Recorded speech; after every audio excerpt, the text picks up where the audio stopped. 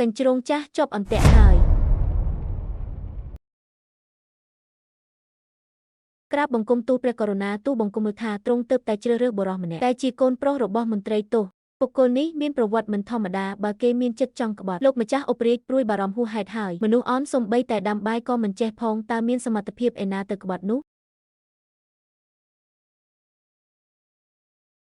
ឯងគឺជាសិនចៅនីងមែនទេភ្ញាក់ផ្អើលអូលោកម្ចាស់អុករាជគោរពខ្ញុំធ្លាប់ប្រកាសថាលោកគឺជាមនុស្សពូកែបំផុតក្នុងរាជវាំងពូកែជាងព្រះចៅអធិរាជទៅទៀត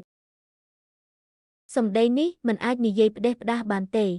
ខ្ញុំគ្រាន់តែចង់សួរថាតើភូមិគ្រឹះរបស់លោកម្ចាស់ត្រូវការមេចុងភៅដែរឬទេខ្ញុំមានអារម្មណ៍ថាផ្ទះបាយក្នុងរាជវាំងហាក់ដូចជាមិនសូវស័ក្តិសមនឹងខ្ញុំសោះ